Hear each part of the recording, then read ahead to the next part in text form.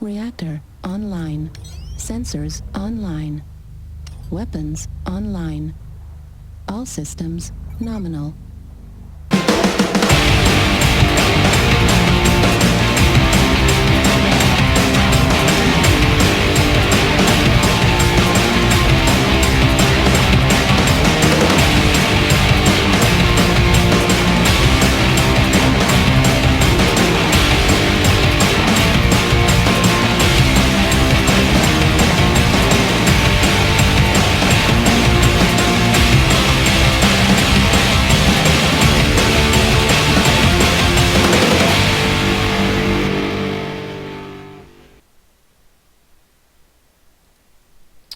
Alright guys, welcome to War Room. Again, we have some little bit of Skype issues due to people showing up and not showing up, etc, etc.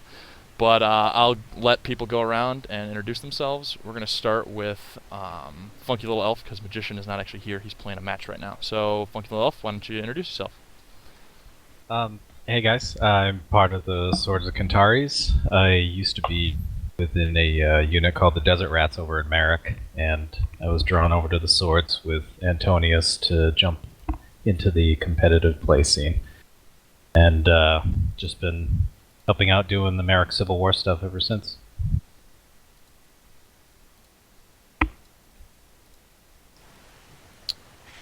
We switching faces around. Sorry, my bad. There we go. I'm just fucking everything up right now, guys. Next is Antonius Rex, whose picture is not correct right now. I was gonna say something different. So yeah, I'm Rex, I'm the leader of Swords Kentaris, and I guess me and Funky are the heads running the Marik Civil War campaign. That's our little baby there.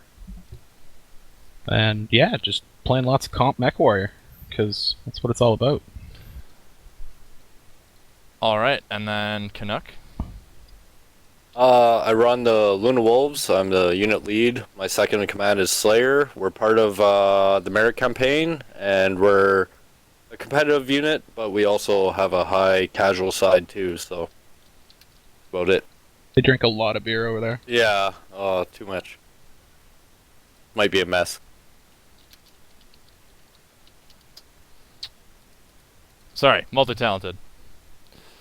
Hey, multi-talented here. I used to run with Chaos Legion. Now I'm kind of free-floating. I'm the founder of Proxis League, and yeah. Alright, Killer, and then lastly, we're going to jump up to our last-minute guest, who is not Magician. Why don't you introduce yourself for us? Spelt it wrong. Oh, did I Well, Sace, or if you talk to anybody in this channel, Sauce, apparently.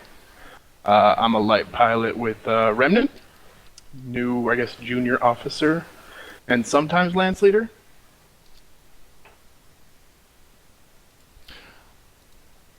Okay, sorry guys, this is always a shit show, but that's fine. We start off bad, but we get better. Okay, so tonight we're going to be talking about, leagues and what the different leagues are like, and we brought in some of the creators of these leagues so that we can give a little bit more of an overview of what it's like to be in these leagues, what it's like to run these leagues, and why these people created these leagues. So I think let's start with Rex, because Marik is currently going, and then we'll give multi-talented the spotlight a little bit later on.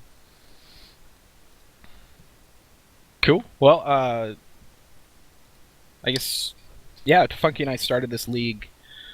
We took over from a fellow by the name of Joe Luck, who had run Marik Civil War Campaign Season 1, and both Funky and I had helped him a little bit with different things with that. And then he had to take a break from the MWO scene, so rather than sort of end things there, he gave us our blessing to continue things on, and we took that sort of to the next step and revamped a bunch of the rules, sort of made the interactive map even more interactive, and did a bunch of things that we really think has turned this campaign into a really quite an interesting series of robot blowing upping. Which is really all we're going for here anyways. So, you guys set out to make this league fairly competitive, correct? Yeah. I mean, it was... At the time, there was the only other league out there was RHOD, and you knew that one, you know, that's the pure meta builds, you know, the real high-end competition, essentially. And so we wanted to have that involved with it, but also cater to a lot of the other teams that wanted sort of a taste of something different. The big difference for us, I guess, is the use of a lot of different restrictions. Things like no jump jets, no ECM, no lock-on missiles, no PPCs, and then any combination of those. And it really creates a number of different scenarios where you don't just have the same drop decks week after week. It's it's almost anything goes, especially with the new updates. I mean, the game's different now, and all of these different changes lead to an infinite amount of different drop deck possibilities. I mean, hell, we use dragons. Weird. Well, let's be fair. That doesn't really. Yeah. So, you said you like restrictions. What made you want to use restrictions in Marik? Why was that something that was at the forefront? And also, other guests, if you have questions for Rex, feel free to hop in, and I'm not going to think of everything. But yeah, so what do you think about restrictions? Why did you want to do restrictions in Marik League? Well, we had a lot of fun playing in RHOD or Die as the swords, and that was our first taste of the competitive scene. But we felt RHOD or Die, in addition to sort of the pug queues, it kind of felt like you saw the same Mechs over and over again.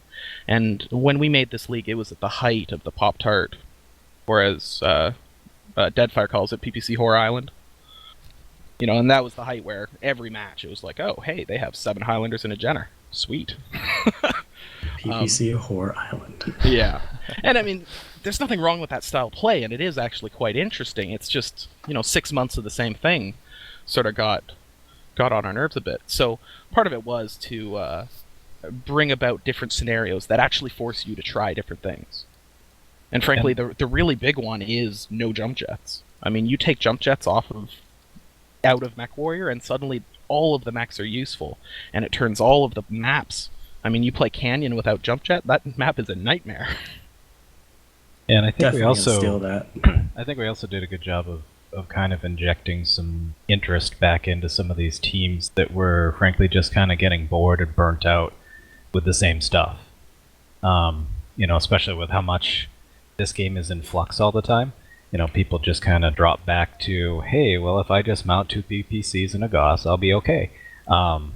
And that just doesn't work. Like, not all units want to play on that. So we did a combination of those restrictions as well as Conquest being the primary mode that we play on. Because a lot of teams, when we had talked to them about things, had really complained about the whole base camping thing. And Conquest removes that. It forces them to get out there and take objectives, and what we've seen is just a lot more slugfest going on with Conquest, which is frankly a lot more fun than sitting for 11 minutes in the back of your base waiting for them to come around a corner. Yeah, when we were sort of building up the campaign and getting teams signed on, one of the biggest things we heard from other teams was how much they liked the concept of restrictions and how it changed the game up. Suddenly it wasn't just playing that, the Pop-Tart meta every day, all day. And so we got a lot of positive feedback from teams, and that really pushed us to keep developing those ideas and come up with different things that made the game interesting.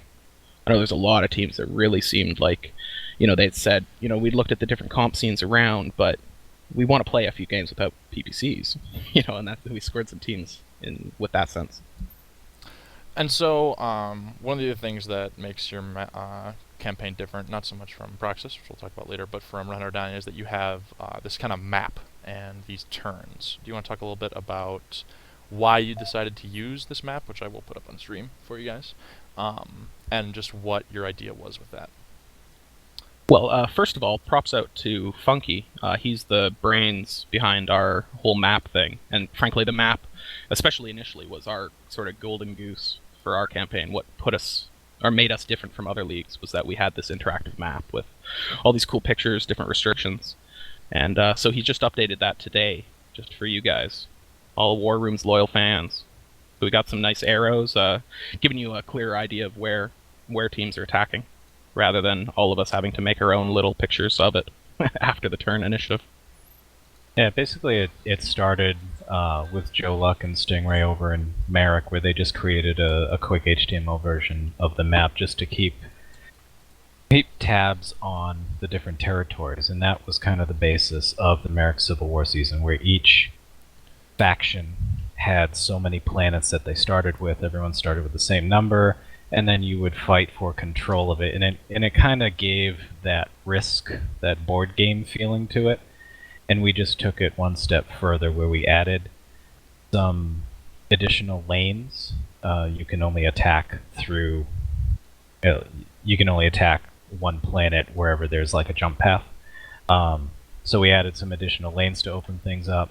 We added a couple more planets for each faction, and then we have the central planet, which we're calling Atreus, which has all restrictions on it, and everyone can duke that out.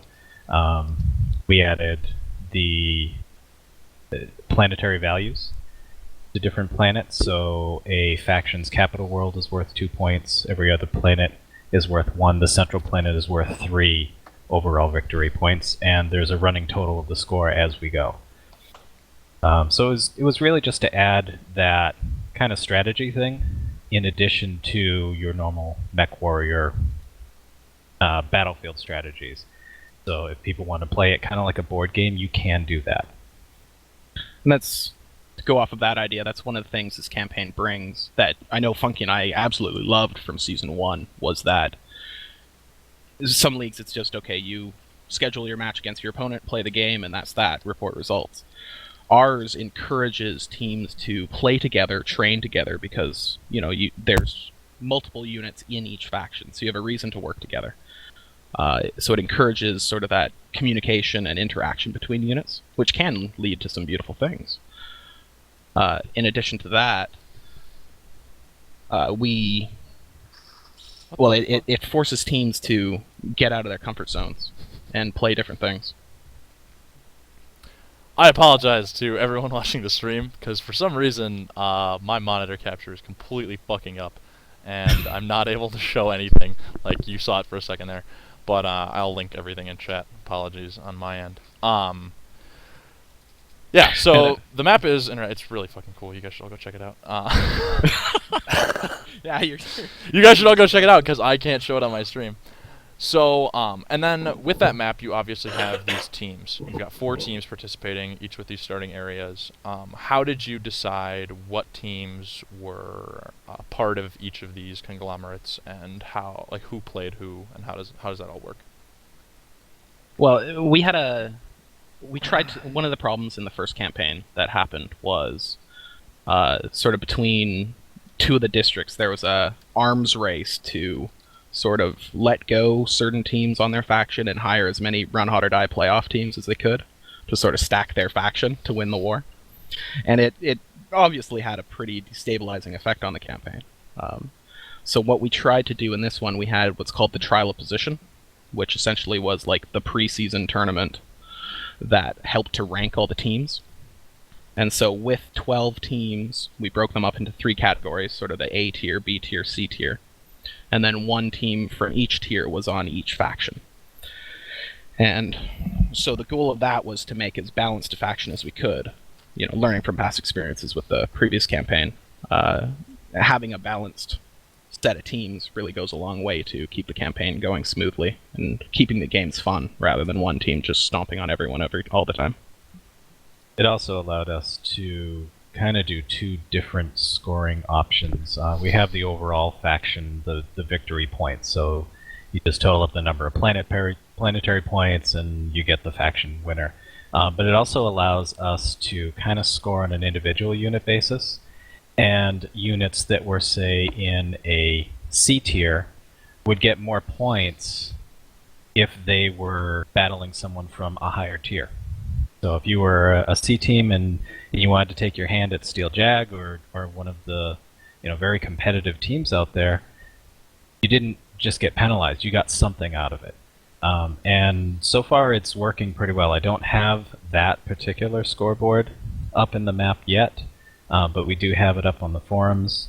The website is Marik Civil War Season 2.engine.com. And that allows some of these teams to, at least try, to do some of these things that they maybe wouldn't be able to do in Run Hot or Die. And we've gotten some really good feedback from that. one of the other nice benefits of having this map campaign is, I mean, obviously I'm not speaking for everyone, but there's a lot of, gamer nerds that play this game. Obviously, big appeal there. And by having a Risk-style board, you bring a lot of almost entertainment value. It's not just playing the individual matches anymore. There's the scheming and the plotting and talking about alliances and planning out your next turn strategy with the different leaders within your faction. So there's a lot to it outside of simply just playing the game. It also allowed us to add a lot of the BattleTech canon in there as well. So like the planets within the map, as you click on them, you actually get appropriate imagery for them, you get information about the restrictions, and they all actually fall within the battle mech map within that particular district. So the Principality of Regulus really does exist in the BattleTech universe. So we tried to stay pretty accurate there. So for all those people that like the fluff. As long as Stuart keeps Space Vegas, we'll be good. Yes, Space Vegas is high on our defense priority list. Space Vegas is going to get taken next round. Who threatened Space Vegas? It was somebody on blue team. Well, it's just behind our front lines, so I don't know if anyone was actually threatening it last turn. I think it was maybe SJR. I think it was QQ or BSK. It would have been Team Blue, if anyone. Yeah. I'll But come so- take Space Vegas. And the other thing about the planets is all the different planets have different restrictions. We have our 4 different restrictions, and then you can have 0 to 4 of them at any given time.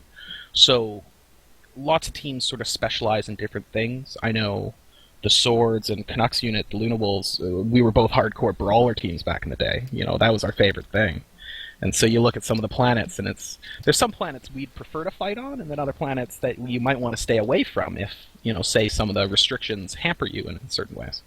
So there's a lot of, tactics and decision-making outside of the actual battles, which is pretty interesting, I think. Sorry, Magician is actually here now. Magician, say hello to everyone. Jesus. Hello. Everybody made me turn my TS noises off last time, so I didn't hear anybody get here. Welcome. So Magician's here now, so it's just going to be a slightly bigger cast. Okay. Okay. Squeeze in with me. Magician is the map. That's Yeah, him. there we go. Perfect. So with the map and the turns and stuff like that, how does a turn actually go down? How does that work out for each team? How does the actual playing of how does conquering the map actually work? So what we'll do is we'll have, once a turn, we have the initiative meeting, where we get unit leaders, second officers, whoever wants to be involved. Everyone is welcome. But we get all the unit leaders together. It usually takes a little under an hour. We're slowly getting less and less as time progresses, which is good. And essentially we take an online die roller, randomly determine who goes first for the initiative, and then we go around in a circle. And it'll be, okay, Swords of Kantari attack, Lahal's, then you go to the next team, Blackstone Knights attacks somewhere else, and go around in a circle. Then everyone does that, does all their attacks. Then you go around in another circle, declaring all of your defenses. And so by doing the attacks first, then the defenses afterwards, it gives the defenders sort of the choice of which units they'd like to defend with. It lets you use your sort of Tier A team to try and slow down an A team, or allow your Tier 2 team to get that that big fight against an A team, set them up that way. So it gives you a lot of options. And if you have a good working relationship with your faction, all the unit leaders get along and whatnot, you guys can. We've seen a lot of different factions, pick and choose where they want to fight for their own benefit, which has been kind of cool. And so Sweet. with those matches, then we've already mentioned restrictions. You've already mentioned tonnage limits and stuff like that. How many is it? It's best of 5, correct? Yes, we play best of 5. I'm feigning ignorance for the sake of everybody who's watching. And the tonnage drops are? It's 550, 675, then 800. We'd played around with a bunch of different tonnages, and the we actually changed it. I think after turn 1 we modified the tonnages. 12 mans had just come out, and so everything was pretty new. So we said, hey, we'll try this. Let's see how it works, and then we'll adjust, accordingly. And so we do a best of 5 series, but what you do is you play 550, 675, 800. Then if it goes to a game 4, the underdog team, so the team that's losing 2-1, they get to pick their favorite tonnage. And then if it goes to the game 5, the other team gets to pick it to balance it out. And what that does is it encourages 5-game series. We see, and maybe this isn't 100% true, but I think we see a number of, or more 5-game series than in other leagues, perhaps, just because you see a lot of teams, when they get to pick their favorite tonnage, they can win that game and come back. And so it encourages that longer series, the nail-biting Game 5 series, which is kind of cool.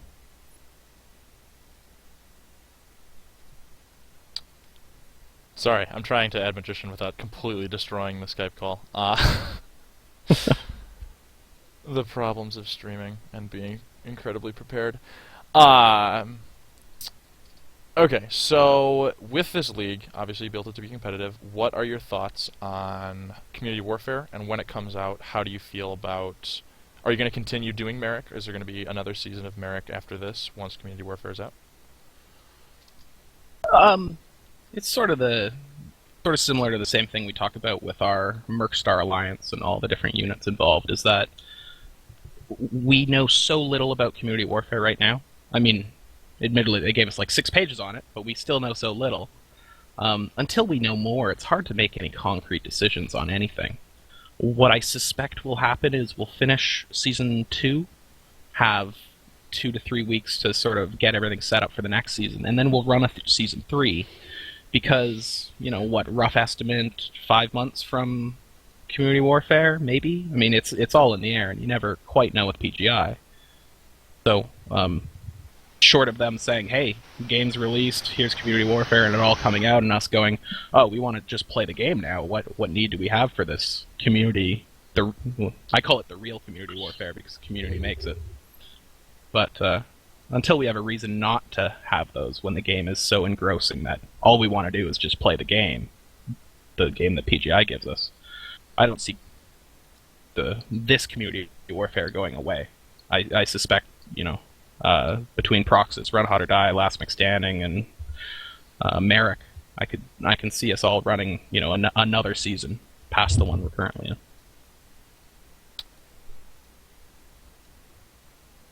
Sorry, apologies, I'm getting Magician's cam up.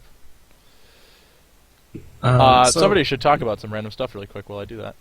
So how do you see the official Community Warfare running alongside Marik Civil War? Is it something that you think will happen, or would you want to take it down, or what are your thoughts?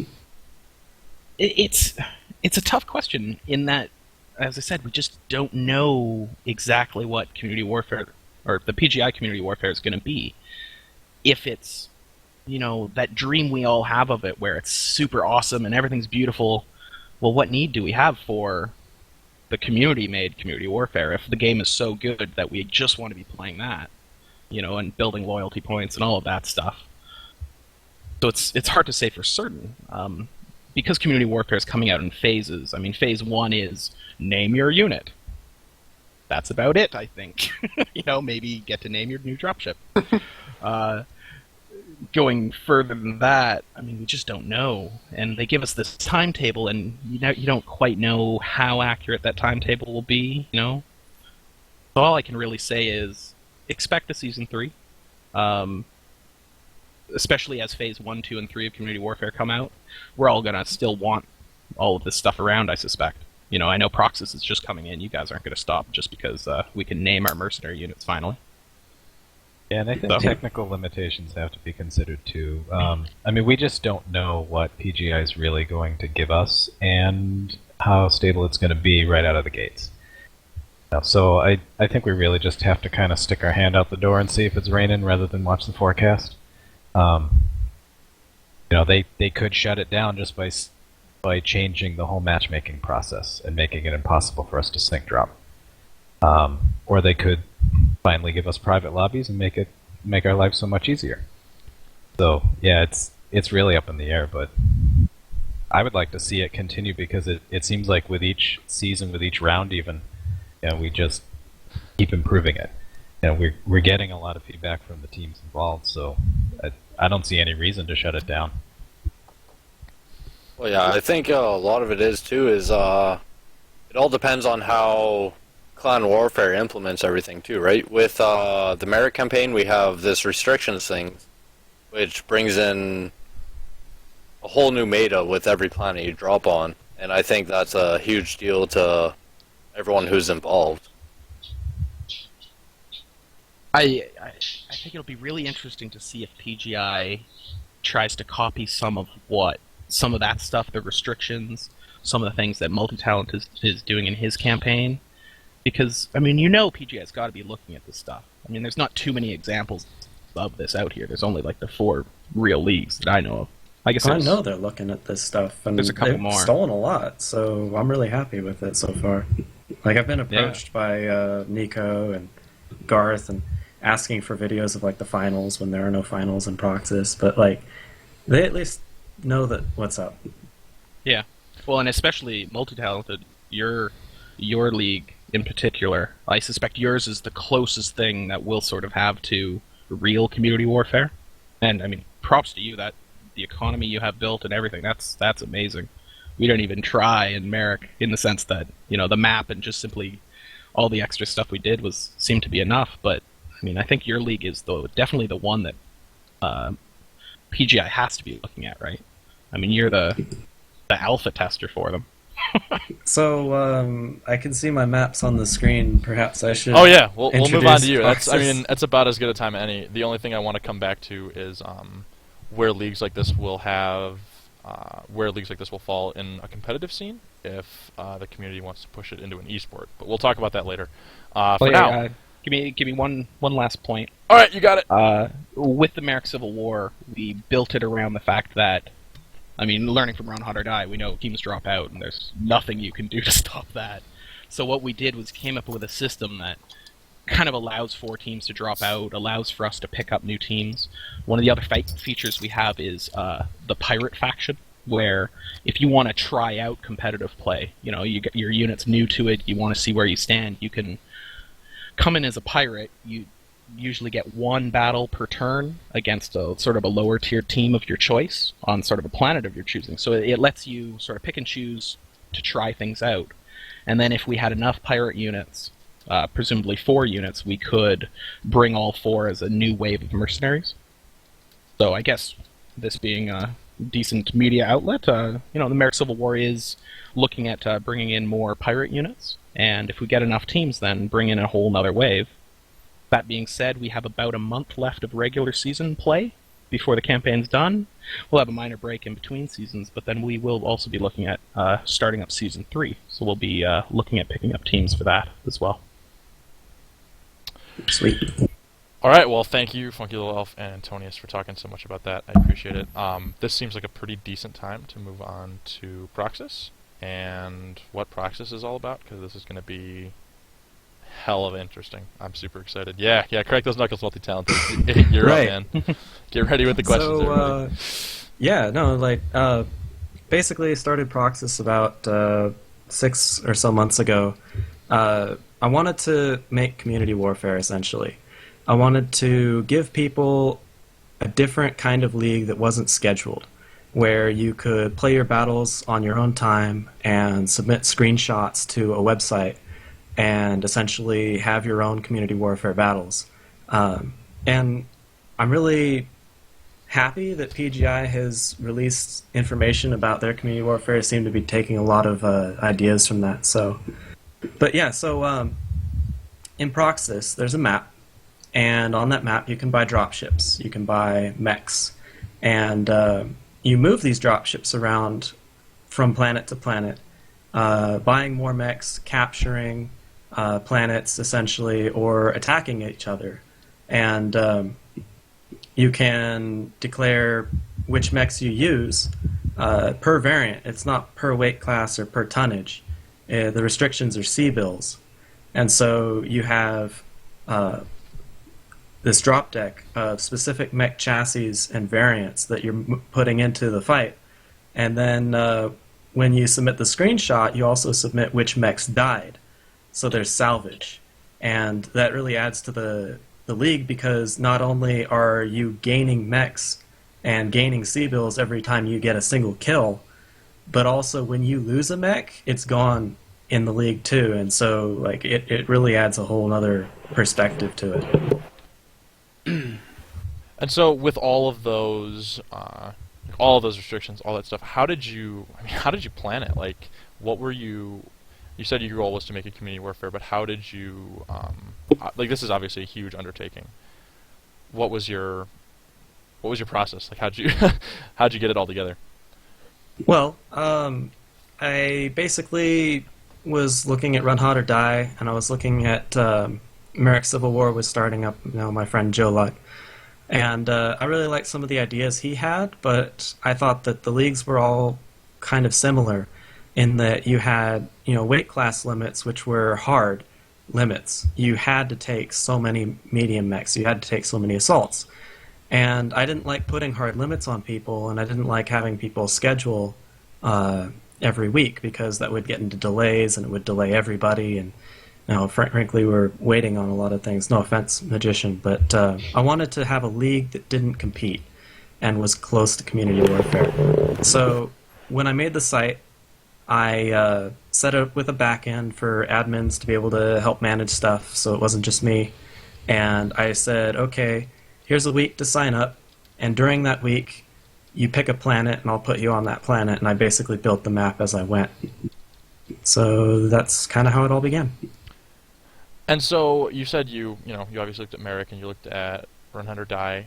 You decided to use restrictions. Why did you decide? And obviously not all kinds of restrictions, but you decided that restrictions were a good idea, and you have them in Proxis.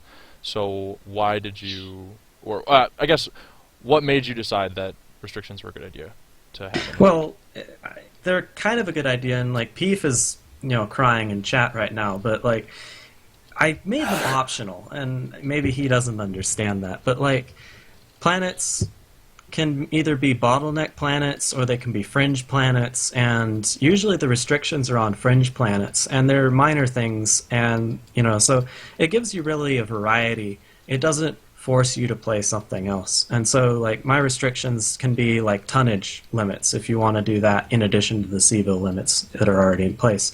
You can have like weapons that you can't take. You have to play on Conquest, no jump jets, that sort of thing.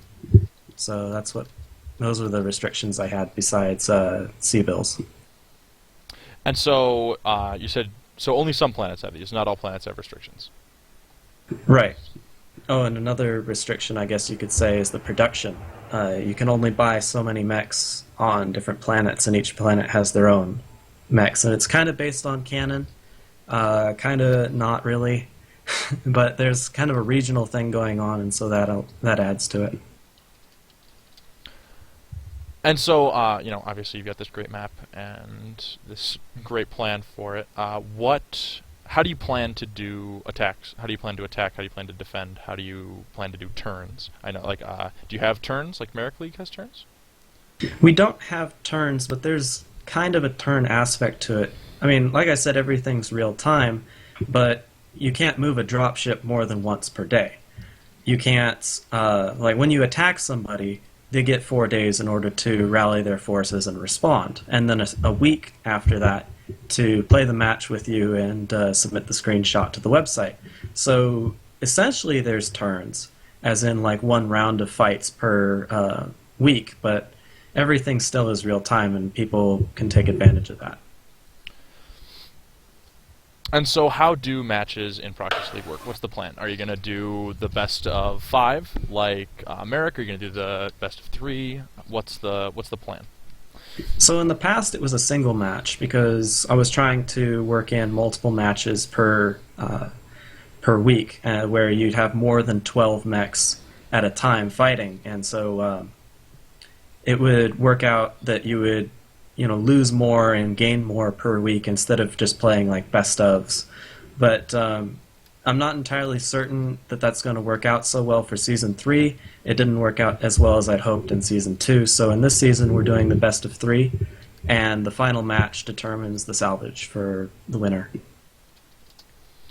And so how does salvage is basically the currency for how you are able to fund your dropships and your mechs and stuff like that. How does salvage play into availability and stuff like that? Well, it really depends on the unit type you have. I mean, I didn't even talk about this, but when you sign up, you pick one of 4 types. You can be a faction or a house, you can be a clan, you can be a mercenary, you can be a pirate, and each of them get salvage in different ways and have different goals on the leaderboard.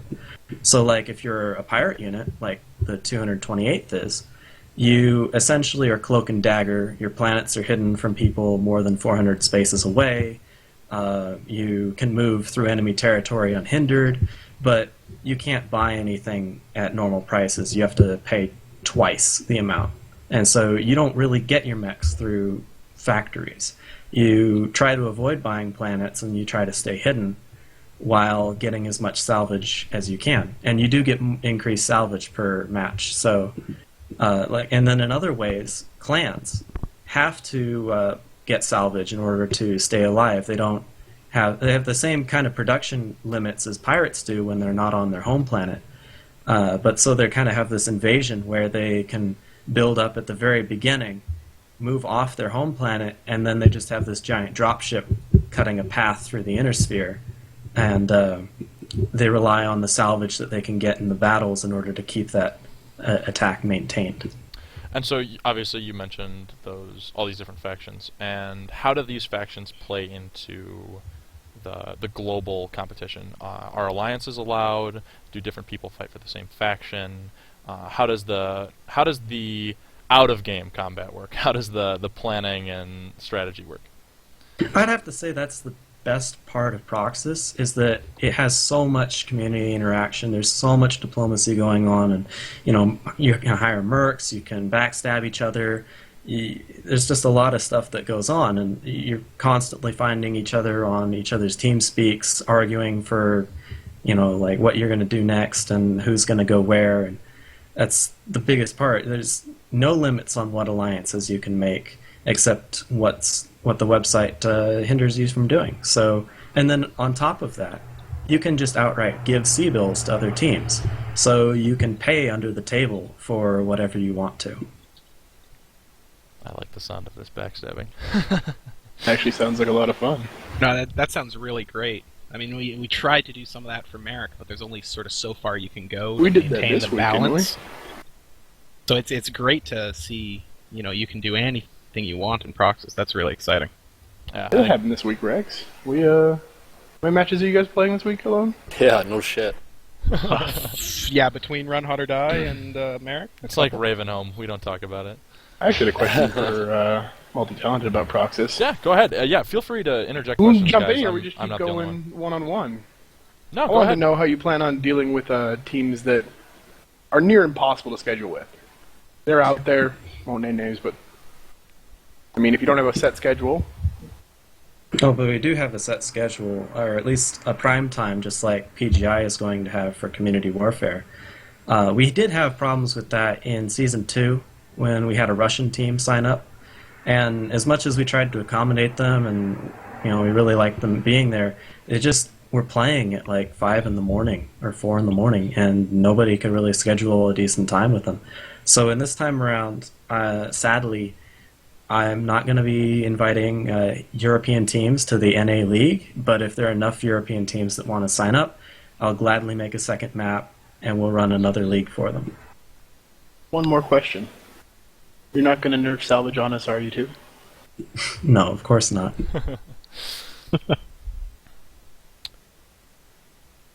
So then, obviously you've made Proxis as sort of a substitute for Community Warfare until it comes out. Do you plan on continuing once Community Warfare hits the, servers, once we're all playing it? Well, in the past, I've only stopped the season when I've found, significant improvements that need to be made, or, varmint companies taking over most of the map, or, 12v12 hits and I'm on vacation, or, indisposed because of PPC, Whore Island, and third-person view, But I I'll have to see. I don't really know how community warfare is going to be. I mean, I like that they have different restriction setups where they manage your roster and which people are on which planet, so that you can fight your battles that way. In addition to buying and selling dropships and bases, but it could be worse. It could be better.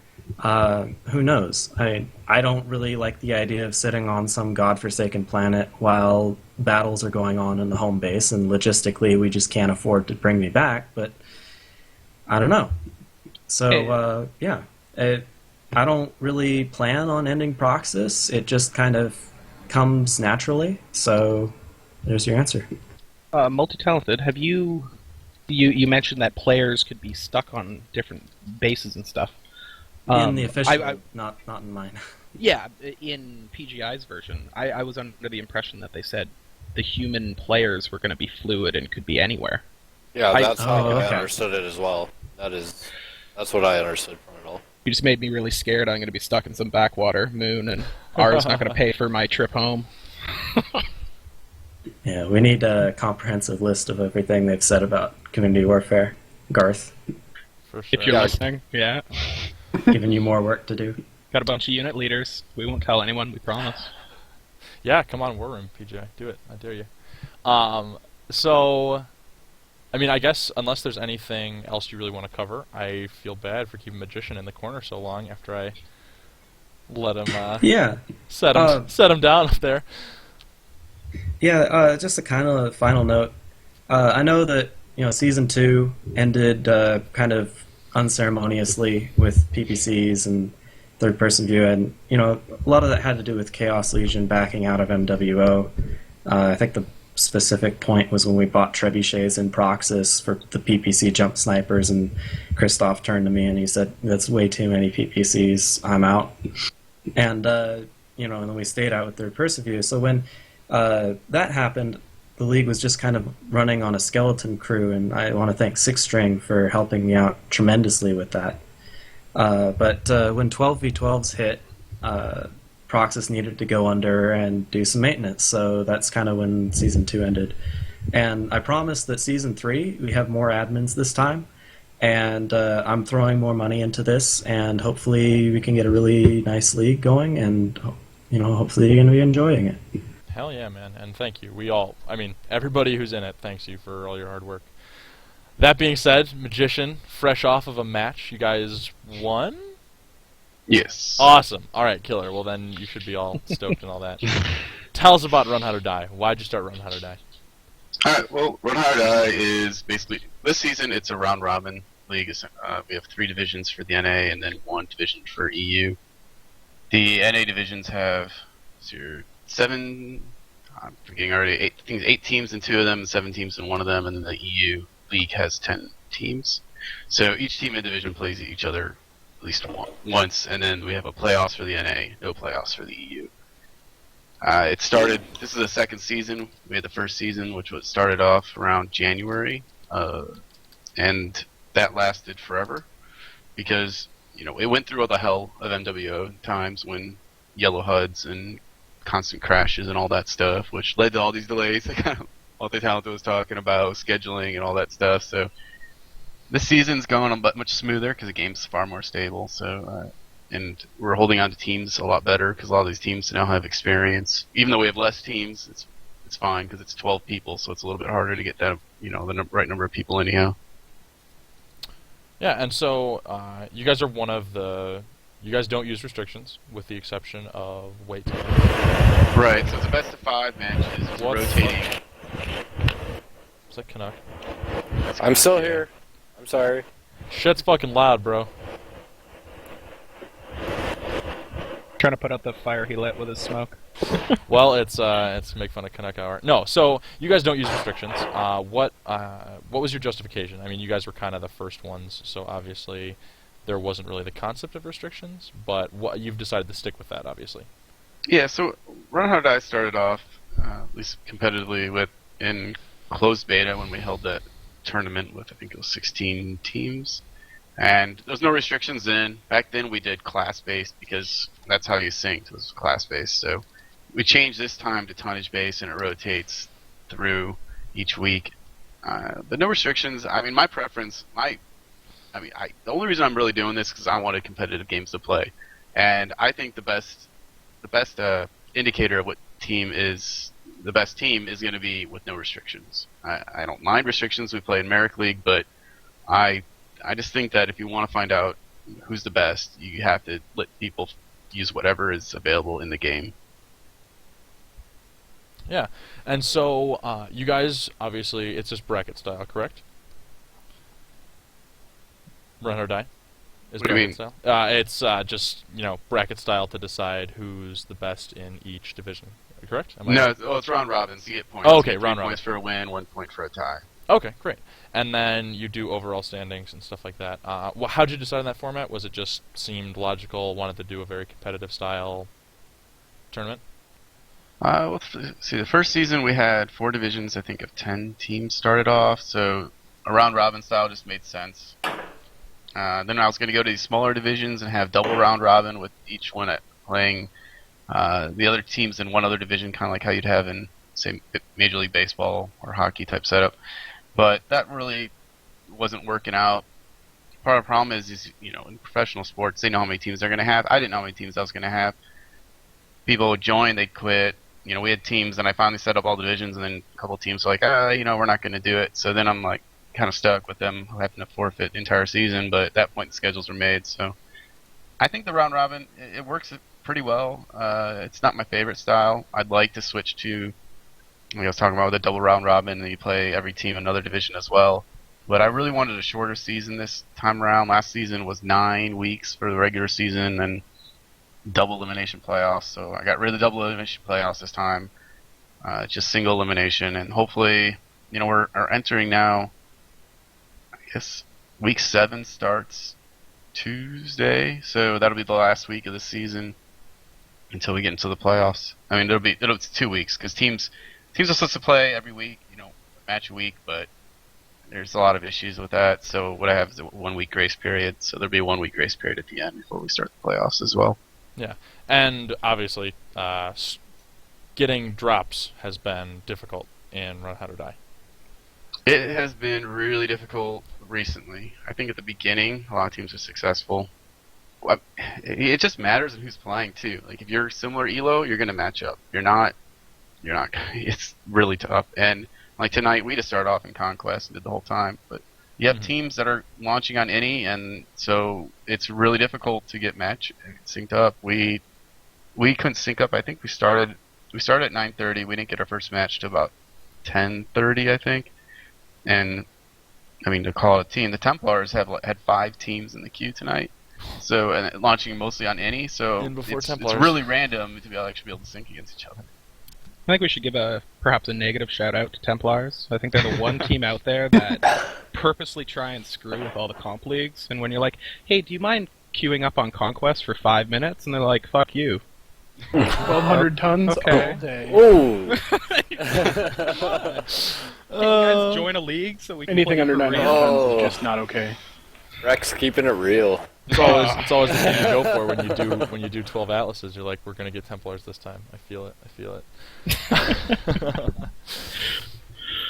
So and yeah, how that's hell right now. And I honestly I'm sitting here. This is in our 4th match in a row. We've started Sunday or whatever it was. So we've done 4 matches this week. I'm exhausted from that and from trying to sync up. And I don't know. Next season, who knows? If we can't get these private lobbies, I just don't know. I think a lot of people are just tired of. We're not really suiciding anymore because PGI is looking down on it. They have their code of conduct, or whatever they call it, too. So we're a little worried about that. Yeah, I don't know. And so, obviously, with the First Steps Community Warfare, you'll get private lobbies and stuff like that, and that'll hopefully make dropping much easier. But are you going to continue doing Run Hard or Die once Community Warfare comes out? Obviously, this is going to lead us into the esports discussion, which is kind of where I'm going for. But yeah, definitely want to keep doing it, but I want private lobbies. I'm thinking about, though, at the end of the season, is having a little international type tournament, get the EU teams fighting the NA teams, because there's a lot of good teams crossed over, and I think we need to play each other. We played the teams up in Proxis, but we need I want a best of series with these teams, and we'll do something like, hey, Sundays, Yeah. 4 p.m. Eastern. That's the day, every week, and then we're just gonna have some matches for a few weeks, and teams are gonna have to kind of make their schedule around it. But that's just the only way it can happen, I think. At Magician Swords, we've never played a Friday-Saturday game in our lives, but we'd totally be down to, try and make that happen, just to play some of the EU teams. We're jealous that you guys actually, play in the EU leagues and get to play some of those teams. We've never even seen them in the pub queues, even. Oh, really? But yeah. I mean, that's the thing. it'd be Like, really they nice. play different, but they're very similar, and I think we all kind of learn from each other, too. Yeah. Because SJR has our NA and our EU group, so we'll play, and I play sometimes with the EU guys, not so much lately, but it's nice to be able to play against other teams, and I think that it'll be a surprise for some people to see the NA teams against the top EU teams and see who comes out. Absolutely. I mean, you want to talk about esports, you look at some other games. I guess League of Legends is the example that pokes out in my head right away, is that, the Europeans definitely play different than the Asians do, or, North Americans, things like that. And it's a really interesting dynamic where, they're all playing the same game. Why are they playing a different style? And, it'd be really cool to see that, if that actually applied to MechWarrior. I'd And love so- to play some of those games. What do you guys think about a possible esports scene for MechWarrior? Obviously, we've seen those great pictures of what spectator mode can be. Like if we got, tags on Mechs so you can see who's on what team. That could make for some, you could do shoutcasting, you could do tons of stuff like that. So my vision, at least, has always been that these leagues would eventually transform into external competitions. Have you? Is that the vision you guys had, or is that something that I'm just kind of imagining? Definitely a bit of a pipe dream. Love to see it happen. We get private lobbies first. That's a great first step. Well, and Which yeah, is I'm talking dropping. down the road. I'm talking after we've got community warfare and stuff like that. Once balance is slightly more achieved, do you think this game has a future in esports? I think If we definitely- have the tools. I completely agree. I think that we have a great community now as it is, but for it to be a open and popular one, we're going to need PGI to jump on board. And I remember around Paul or Gamescom, Garth has stated that Garth they want was. to be. Yeah. What Sorry, do took you your guys point. think? Go ahead, around man. Gamescom that they couldn't wait till next Gamescom to be in there with their own game in esports. Kind of snickered and looked the other way. I think that's one of the, for really big successful games these days, having an esport element can be key. You get such a huge player base and media and everything else that goes along with it, with that popularity, that they'd be crazy not to dream of that. Whether or not it's possible, I don't know, but I really hope they're pushing it. Yeah, be it's kind of a honest. strange discussion. Should we or should we not have esports? It's like, what? You could just have esports by adding some very simple, easy functionality, and then the community takes it the rest of the way. And this community's proven they'll take shit the whole 9 yards, right? Well, and Well, I'm not going to talk about that. Yeah, stay away. Come on. So, The thing to be is, though, honest- we can't do it with 12v12s. There's no game that's ever been that big that succeeded. They tried at Battlefield, it failed miserably as an esport. How big are out of sheer curiosity? How big are COD teams? I think was it 4 or 5? Okay, usually. so same as like Dota and LoL. Okay. What about World of Tanks? World of Tanks is 6 or 7. 8. Ooh, that's wrong. Hold on, let me Google it. All I know is we want the esports groupies. But I think Everybody PGI's lacking the advertising to even bring in the esports. Well, I don't know. There's one guy that showed up in Chaos, and there are actually a few. I don't mean on player-based advertising. I mean on PGI's side of advertising. And do you think that's partially due to the fact that they don't think it's ready for esports, or do you think that they just Absolutely. won't ever go for it?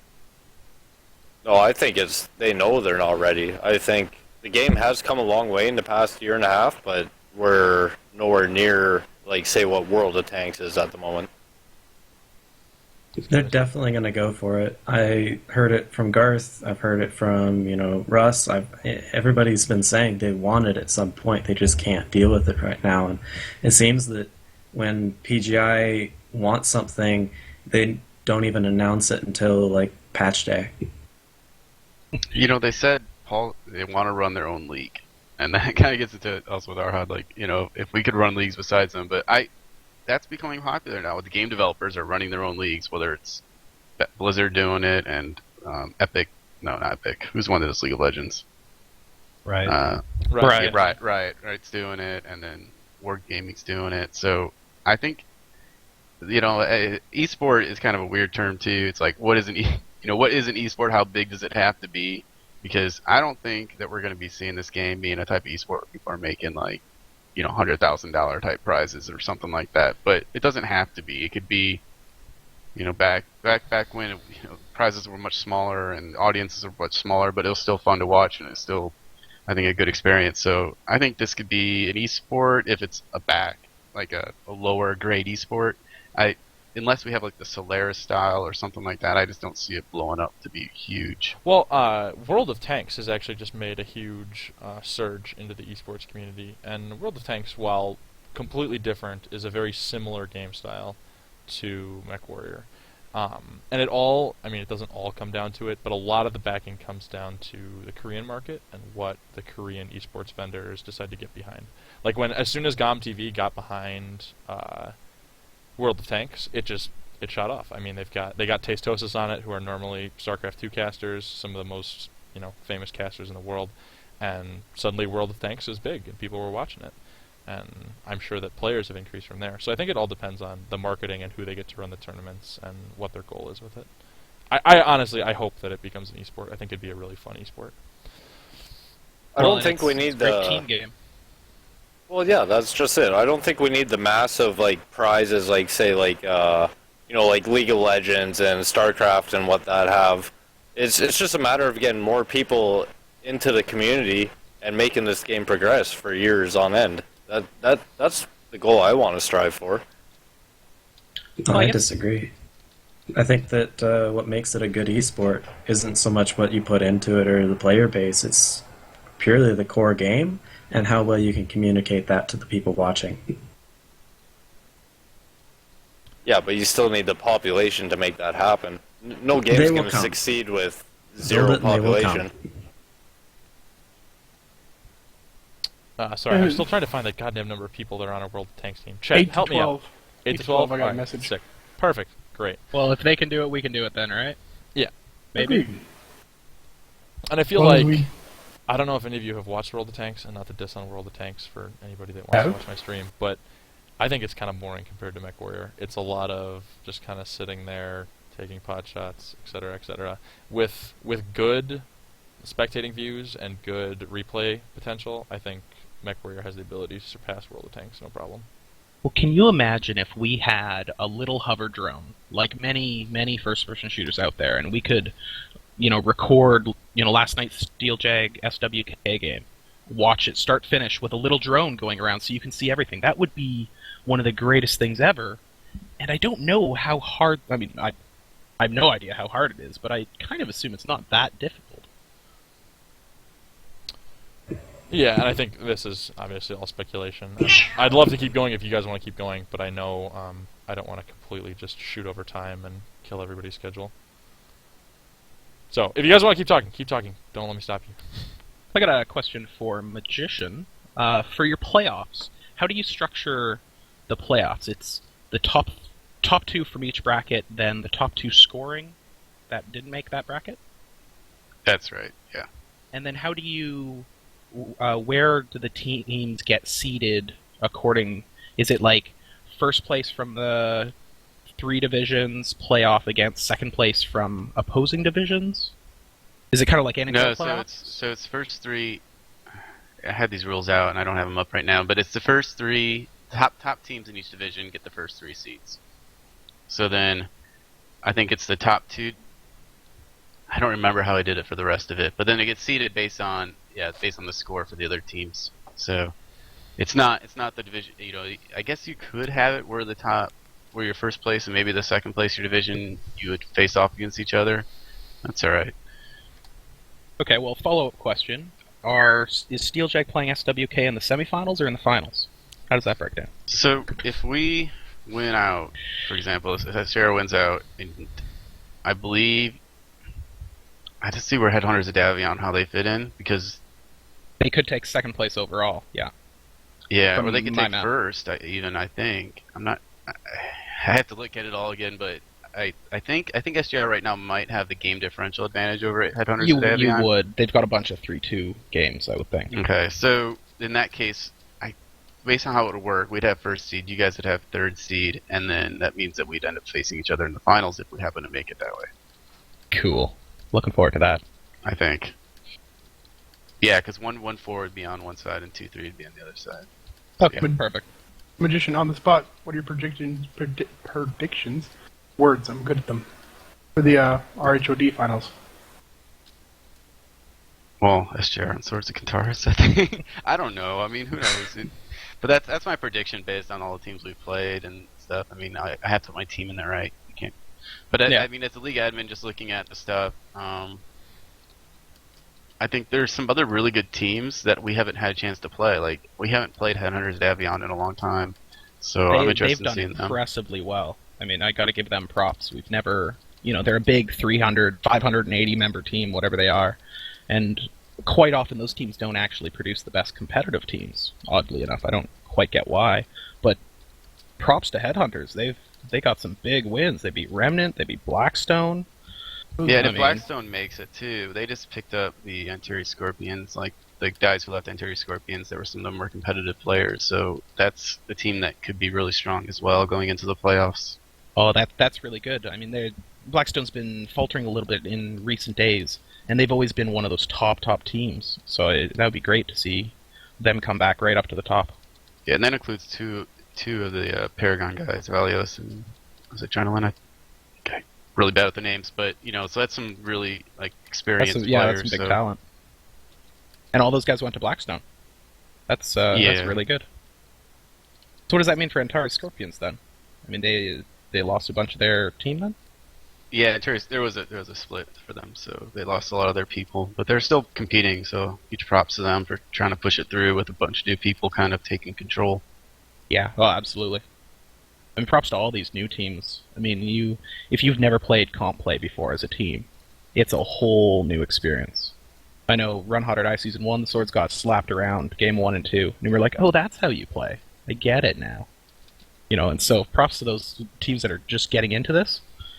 It's not easy, but it's, sometimes it's the huge pinnacle for your team where it's like, suddenly your guys have a reason to care, and that keeps them coming back every day and playing, for all those hours. And sometimes it's a really great thing for a team. Yeah, I encourage anybody team or any individual wants to play, get into one of the leagues. I mean, there's 4 or 5 leagues out there, I think, in total. Yeah, give one a try. You got There's been a Marik, lot of Last Mech surprises. Standing, Proxis, Run Hot or Die, and Nearsphere Wars. So, one of those. And one other bit of advertising, the Marik campaign, we have a rule set up where if you're a brand new team trying to get into this, you get to pick the planet you fight against, you get to pick the team you fight against. We really make it easy where you get to, you trial matches to get things going before you, get thrown right headlong into the Civil War. So I think that's perfect for teams just trying to start out and get a feel for what comp play, which I call the real Mech Warrior. Pug Comp drops play are... is awesome. I'm I'm almost getting to the point, if it weren't for my Phoenix Mechs, where I would just only want to play 12-mans, because 4-mans can be infuriating sometimes. I know that feeling. Completely different monster. It is. And a lot of teams have been coming out surprising. Headhunters is one of them. You see the lines blurring between top teams and middle teams, and having played Headhunters, I've been fully impressed. It was a tight match between us and them, but I see a lot of teams that come out and kind of written off and are showing back up and saying, no, we can hang there too with the rest of you. Yeah, it's really good to see. And I think we've got we sort of talk about, there's that Peef article of what are the A teams, and And that Magician article, which I'm going to put him on a spot about, since somebody mentioned The it. thing is, we're underneath a Reddit team, which I'm calling Heat the BS right there. Oh. You heard it, Reddit. You heard it, Reddit, yeah. Your kittens are done for. Yeah, I'm a stat jump. Sorry, no, continue with what you were saying. No, sorry, I didn't mean to interrupt. Brain fart now. Was it me who was talking? I don't know. Hey, you're it. So I failed to mention this earlier while you're busy brain farting, but we're basically in Proxis, I've got this new thing for a dynamic market, where when you buy a mech, the price of the mech goes up, and when you do that, all the other prices of mechs go down. So hopefully we're going to get some kind of market going for underused mechs, where you're going to start seeing some economy drop decks, and hopefully that's going to make things a lot better. That will be fun. I can only imagine the 12 Locust builds, though. I'm excited to see some commandos. Hey man, Commandos that new were engine a cap. thing. That new Oh, engine so- cap. I saw a Whoa. commando doing like 171. I mean, they still explode. Great, and I will say this. Locusts are amazing for when you get a full Alpha 1 and just enjoy the moment. Putting an Yeah. AC-20 through a mech never felt as good as it does with the Locust. But if we're plugging things right now, I know I'm working on right now with a few others a podcast coming out weekly for light mechs called Jenner Highway.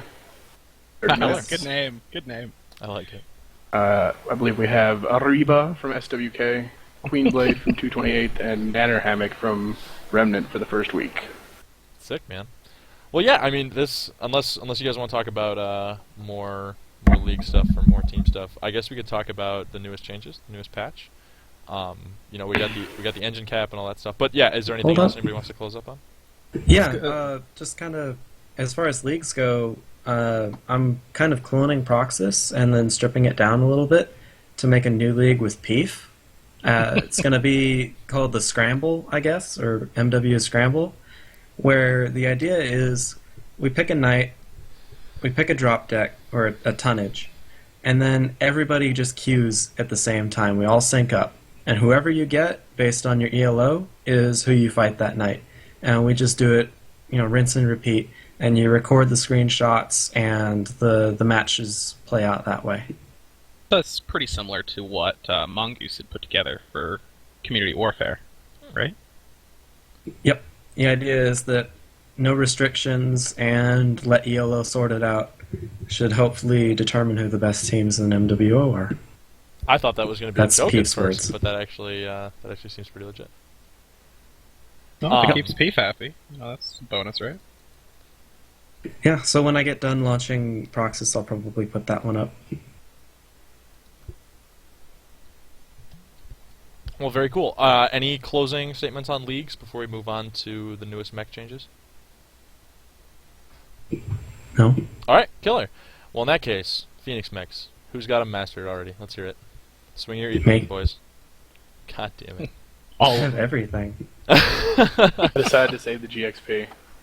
God, that's what I should have done. I should have just converted all of my extra Founders Atlas GSP. Well, where's our double GXP weekend? Is that next weekend?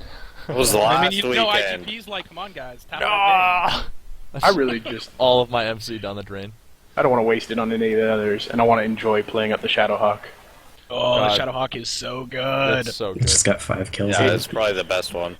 It's AC-20, just so brutal. ERPPC, it's beautiful. You We could may or make may it. not have taken that tonight in one of our drops. Let's talk May or may about the mech changes first of all, because there were obviously changes to some of the other mechs. The engine increase for lights. Has anybody tried slapping a bigger engine in the Spider? I have not yet. How fast does it go? Does anybody know? I saw 171 kph commando. Yeah, that's correct there. But I don't see it improving the inferior variants at the moment. It's still you're sacrificing more weight to get these higher engine caps too. So It's true, but still, 171 is so fast. yeah, but think about it. 100 and I can't remember what Kentaro goes top end compared to a Jenner though. How long does it take for a Jenner to get away from a top end Kentaro? Oh yeah, that's for sure. Has anybody tried running away from streaks the Locust? Doesn't matter how fast you are. I survived it, but Oh. it's really, really difficult. It's brutal. I'm So, gonna yeah. have a guilty confession. As a light pilot, I haven't touched the Locust yet. Can't honestly blame you. I was gonna do it first. I was gonna be like, oh, the Locust, I'll do that shit first. It'll be fun. I'll like master it.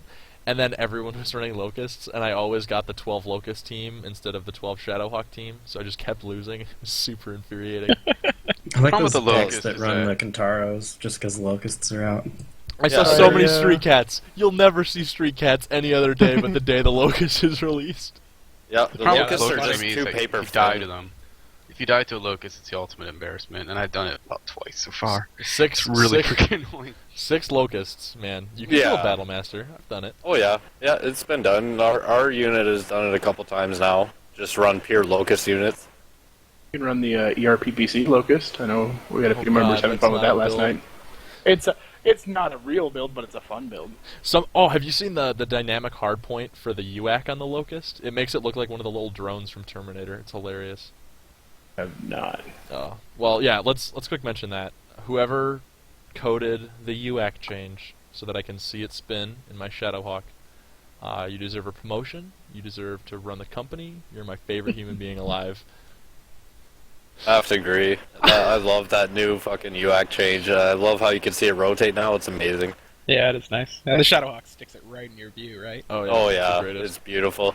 Yeah, it's nice. So then, other than the awesome aesthetic changes, we've got decrease in weapon shake with the AC5, the SRMs, and the LBX-10, and increase with the AC20 and AC10. That doesn't... I mean, obviously Streak Shake was a little bit out of control, but then the really crazy shit, Airstrike and RD up 400% for damage. I shortened the time. I killed my first mech, by the way, with an airstrike yesterday, and it was glorious. Have you guys? Obviously, we haven't had a ton of competitive matches since the patch, but how did you guys? Do you guys plan on using it? Canuck and Antonius and Magician, all of you. Well, how many artillery strikes went off last night between us match? There were quite a that's what number you of guys them. played last Yeah. Like, got to be 15 almost. I mean, you forgot guys. about that. It seemed like two a game on us. I think. Yeah. And I was gonna those ask things how can many really do hurt. you have on your team? Like 3 or 4 guys with it? I'm not. You know, we've changed I it guess, up a little bit, yeah. but it's about 3 is about a max. You know, in most matches that you could probably Yeah, get off that's with kind the of weird. cooldown. So I think Well- we had 2 guys with it on our team, but I think we only ever got one off a game. Didn't they shorten the cooldown? Because I swear the cooldown's like 5 to 10 seconds now. Or is that always what it was? I think one of the 30 modules seconds, increases it, isn't it? right? no, the global cooldown is 30 seconds. I thought. Oh, it That's does. what I thought too. I definitely don't think it's 30 seconds right now. Somebody in chat, quick, go into the game and see how long Somebody's it takes you to saying launch 10. 2 of them. I Yep, could have 10. swore it was 30 seconds. Oh 10 really? seconds now. Yeah, it's 10 seconds now. Because you can drop Wait, them it's fast. 10-second global? 10-second global cooldown plus a Shit. 5-second delivery cooldown. Is that what Plus, that is? however long it takes them to be active. What is the first however many minutes you can't use them? Yeah, can't use them for like the first 60 seconds or something like that. Or Right. Oh, maybe that's what it is. Maybe it's the first 30 seconds. My issue is the smoke. The time between smoke and actual shells hitting the ground needs to be less. Yeah. And I think that's where they're gonna have some problems with it, fiddling with that number, because that's the part where it could become really broken. You know, if it's a 2-second delay, you can drop that right on top of a whole team. Here's an You know, idea. Use it. Put it in the command console. Make somebody run the command console and just have one per team. Make it extra effective. Yeah, dude, I've been waiting for that command That'd be console okay. for I months. just save PGI. Make that shit useful. I think I've been waiting for command console to bring in a 13th player to basically run your team. That would be so. Yeah. That would be so cool. First of all, that'd be awesome. Second of all, I don't think it'll happen. Yeah, not. don't That'd be talk prime. about that. Let Dead them Fire's do in private here. matches first or something. Yelling about time limits there, Raffle, as you don't pay attention to your... What was that? I said you got Deadfire in here talking about time limits. Deadfire's wife's gonna be very upset with you. I don't care. If She's you guys- getting demoted. If we're having a good like, I don't know. So I know some of you need to leave. It sounds like, but if we're having a good discussion, I'm gonna keep it going as long as you guys want to keep it going. I gotta give it a Deadfire poking me. This is my show. sassy. This is my show. I do what I Yeah, want. this is my show. So yeah, so I don't know. I think Air RD would be cool. It'd be sweet if the command console allowed you to drop it from the minimap. That'd be awesome. But That would be nice too. that would run into Agreed. plenty of problems. Sexy though. Well, Nice. you look at Battlefield 42 and all that stuff was put in that. I think you could copy and paste something over. Yeah. I don't know. I don't know nothing about programming, so what do I know? It's just copy pasting. Don't worry. That's basically it. I can't even so, get Skype on my iPhone to work. God. Yeah, and Antonius and Magician. So you guys, I totally forgot that you guys played each other last night. Did you guys use any new mechs? I remember watching, but I don't remember actually looking at the mech. Not one, to my knowledge. We joked about it beforehand. Yeah. Well, I mean, 12 Battle Masters is it's the fairly legit one. Actually, wait, isn't it exactly 800 tons with 3 of each mech of the new mechs? Or something. I remember it being exactly a Marik comp. Other than that, you'd need 5. It'd have to be chassis. the 675, I would think. 800 yeah. would be too much. Oh yeah, but 60 yeah. tons in Locust. That's We were joking about it in chat last night. So do you guys think? Obviously, the Shadowhawk is the one that's on everybody's lips. The For Run Hard or Die, the Shadowhawk is going to be naughty. I've got one right now. Ultra AC5, AC5, PPC. Like, it's 2/3 of a Highlander. It's tall. Like, it's tall, it's got jump jets, you can snipe pretty effectively, you can peek really effectively even if you're not using your jump jets, because the ACs the gun's are so high, your head. But you can always see what you can shoot over. Yeah, that's super nice. That's nice. Other than the Shadowhawk, do you guys think that there will be... Do you think that the Thunderbolt or any of those mechs are going to be viable? In competitive play, I don't know. Certainly they're viable. I think the Thunderbolt sucks, but certainly they seem viable, like fighting Battle Masters in the open games. I mean, those guys are topping up the scoreboard often enough. So, I don't know. It just kind of depends on, I say Marik League is a good example with the restrictions, no jump jets and stuff like that. So then some mechs have a place that, we take stuff in Marik that we would never take in RHOD because they just don't, work, or no PPCs or no streaks and no lerms and no ECM like our match last night, so we're taking stuff like trying to make these configs and stuff that it's just different types of setups. So I think things like the Battle Master might have a place in Marik. So. It's like a super awesome. The triple PPC Battle Master. The fun. Well, even in terms of Marik too, with weight restrictions, I've noticed me and my guys have worked out a couple compositions actually that run Locust just to gain the extra tonnage, right? If you want to run a little bit heavier on your top end.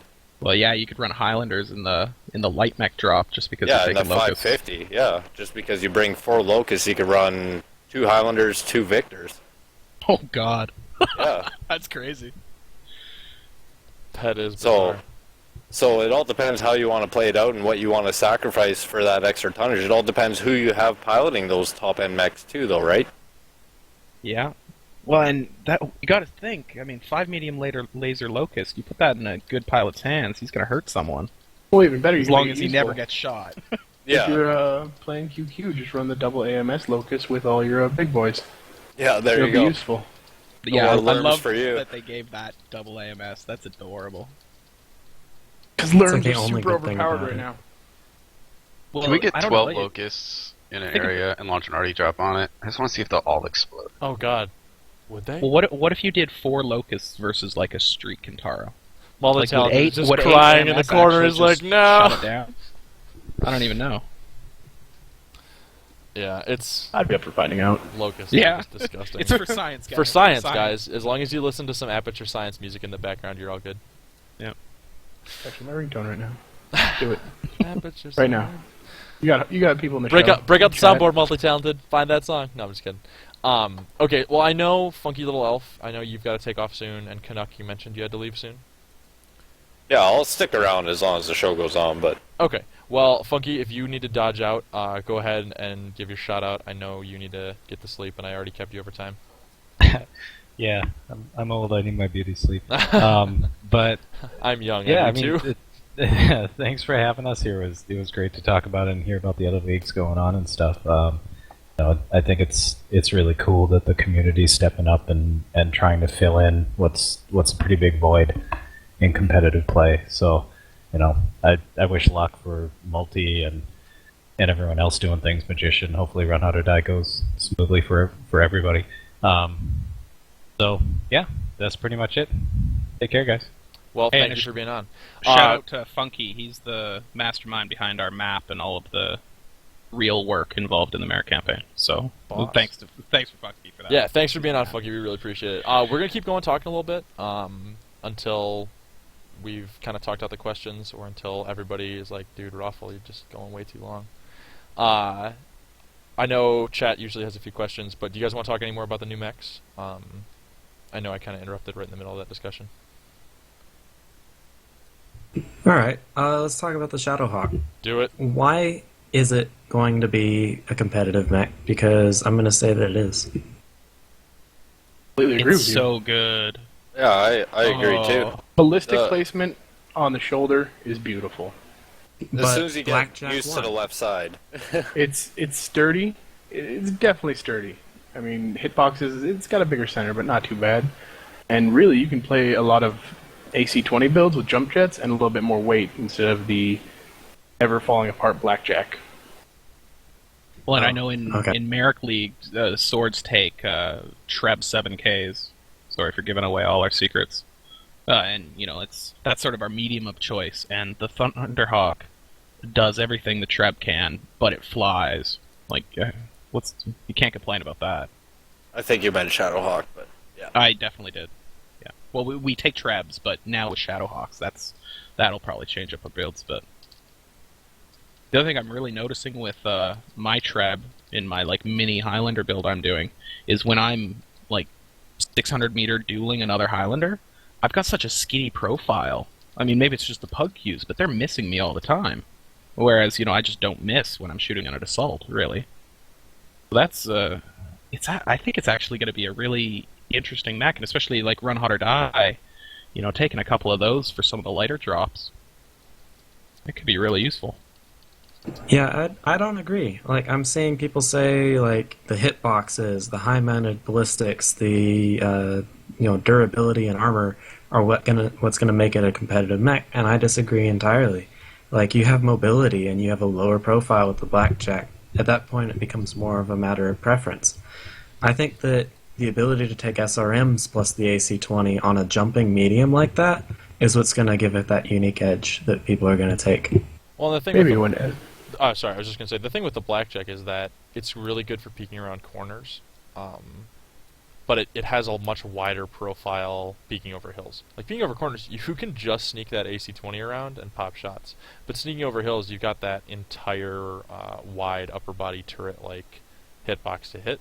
And I don't know, I would say that they're easier to hit than Shadowhawks, which just have literally your head and your gun turret if you're peeking properly. I'd there's a say little that's bit a more matter weight. of opinion. A little bit more weight, so you can bring the standard in the Shadowhawk. Well, and that's It the other thing doesn't- too, with weight balancing. Wait, how much does a Blackjack weigh? I don't own one. 45? 45. 40. So you are 40? Oh, No, 45. it's 45. 45. Okay, so 45 skaters are 40. you're sacrificing 10 tons, which is basically just made up for in armor because they have nearly the same hard points. Only the Shadowhawk can take missiles, unless I'm mistaken. So it is going to be a matter of preference, but it's also going to be a matter of what comp you're running. Like if you're running a light comp and you want a bunch of AC-20s, it might be easier to take Blackjacks and still fit Jenners instead of running, Shadowhawks and taking Locusts. But the other difference between the two chassis is BJ's getting better speed per ton on its engine. Oh, are BJ's There's- faster? Well, they're 10 tons lighter, True. so they get more speed out of the same engine. That's true. Now, does anybody feel like the Shadowhawk feels like a lot bigger mech when you're piloting around? Yes, I agree completely It there. is huge. It does feel huge. It's. Feels like I'm stomping in the heavy. It's almost as big as a Highlander. I think Yeah. the Locust and the Griffin are going to feel the same way though, because they're like, I mean, they're all 55-ton mechs. They Wolverine? Are, Wolverine, Griffin. What did I say? Yeah. Locust. Yes. Yep. Here you go, Well, bug on the brain. I'm just fucking up, man. But I mean, those 55-ton mechs they're gonna feel clunky like that. I think. Well, I think that's the preference too between the Shadowhawk and the Blackjack. You could hill hop if you want to say or whatever, so you just show your cannon with Shadowhawk, but I don't see it being as big an issue with the jump jets. It's just like the Misery or the Stalker saying, yeah, you could hill hump on it, but it doesn't have jump jets, so I don't see it being the same issue per se. I still think the Blackjack will be a better competitive build. Thing is, like, if you look at the opens right now, I mean, once people are over the Phoenix mechs, we'll see how they do, but Blackjacks are scoring 500 points, 3-4 kills in games and stuff. We haven't had mediums doing that in a while. Consistently, at least. Yeah, it's since the big patches, the last 6 weeks of patches, I haven't been doing this good in a medium. I've been playing the last 2 days, and it's hard to say no to 750 games in a Shadowhawk. Feels good. Does work. Do you guys think any of the other, other than the trolley 12 Battlemaster build, where as long as you hit every shot you win with 6 PPCs, but do you guys think that any of the other mechs have viability? I've heard a couple people mention the Thunderhawk, or the Thunderbolt. Thunderhawk, Jesus. The Thunderbolt with the 2 upper torso mounted energy slots. You can fit a couple PPCs in there and he'll peak pretty well. But other than that, I think yeah, go ahead, sorry. it goes with what Magician said. I mean, in the Marik campaign, you're playing no jump jets and or no PPCs. And, Battlemaster could be really good. Same could be said for the Thunderbolt. It really feels like in the PGI meta, not having jump jets, unless you're a stalker who, the king of hill humping, if you don't have jump jets, you're not a real mech, it feels like. I mean, it's half of it is, the pop-tarting shooting aspect. The other half is simply just playing on Canyon. If you don't have jump jets, that map is not as much fun. With the movement restrictions, it's definitely become jump jets are kind of a must in a lot of competitive matches. I know our lights scream and shout every single time that they have to play a game without jump jets, and I can't It's blame them. horrible. I've tried it. I accidentally left my jump jets off of a Jenner just for practice one time, and I was like, this is awful. So, If I can't jump turn, there's no point turning. Just straight line the whole way. But even Rex with Marik campaign and having to bring, like, say, a Battlemaster, the thing is you'd rather bring a Stalker over a Battlemaster. I know the Battlemaster, Yeah, I think so too. their hard points are high, but the Stalkers are higher. Stalker's the king of that. Yeah, and you just can't beat that. So I can't see the Battlemaster being a competitive build. Well, and even it's fun to play, but I can't see it being competitive. Even a Highlander without jump jets, that mech is purpose-built to hug the sides of hills and hug teammates, and the Highlander's a great no jump jet mech. it's so good. Yeah. It's a great all-around mech. It's one of the Best in the game, other than maybe a 3D and a Jenner. Cataphracts have been pretty much king since the day they were put in the game. 3D is the best mech. Yeah, pretty much. I mean, The workhorse, it does it all. yeah, it does. The only thing that would make it better is if you could sort of choose the hard points, right? Put them in slightly different places. That's the only thing you could do to make that mech better. If only I had inside a little bit. dual left-right torso AC slots and energy slots in both of my torsos, then the 3D Agreed. would just be so good. The arms are the only thing that get me. Those Fucking low-slung cataphract Dual arms. gauze jump sniper. Fuck that. Well, you already do that though in the 3D. Actually, Yeah, I suppose you It's could. one in the arm, one shoulder, so it's a little awkward. Yeah, it's rough. to carry on your point, actually, Rex, there, with the Thunderbolt, that would be beautiful to be able to choose your hard points. Because if you notice, like, say on the, I think it's the Phoenix version, you could have the 2 missile hard points in the right torso. But as soon as you put one on, it goes to the top shoulder. So you have that big extra shoulder there. Mm-hmm. So if you were to be able to actually put it in the lower hard point and say run an SRM6, just a single one in the lower hard point, then it'd make it that much better. Yeah, 'Cause a you're little bit. missing that big shoulder, right? Also thinking, there's a Thunderbolt, you could do like 2 PPCs in the shoulder and a Gauss in the arm. If you're doing no jump shots, I guess technically that's, the same as other mechs would do. But a lot of cool mechs as far as pure meta viability. And Shadowhawk's straight up probably just a bunch the of only fun one. mechs. Yeah. Yeah. That's what I think it really is. quick, we mentioned it last episode. Has there been any talks in Run How to Die or Marik about allowing the Phoenix mechs? Actually, newest ones? I watched the first War Room and I was confused by that because I talked to Magician, a little bit after that to confirm it. And Magician, you guys aren't banning them for Run How to Die, right? Yeah, we're not banning him. There was a big discussion on it, and in the end, it just seemed like, alright, we're just gonna allow him. Yeah, because Bottom, whatever. if you banned them, you'd then have to ban hero mechs. That's what people kept saying, which isn't really true because you can't. In Hero Mech, you can buy it at any point. Well, I guess you can still buy these Phoenix Mechs. But then what the image you're sending out is that if Hero Mechs win in a comp and say it's say Steeljag wins Run Hunt or Die, say they run a shitload of Yenlo Wangs, then suddenly everybody's gonna be like, oh, Yenlo Wangs are the best mech in the game. They're all pay to win, and it becomes a problem. Well, which I mean, I'm not saying that external factors don't have anything to do with that, etc., etc.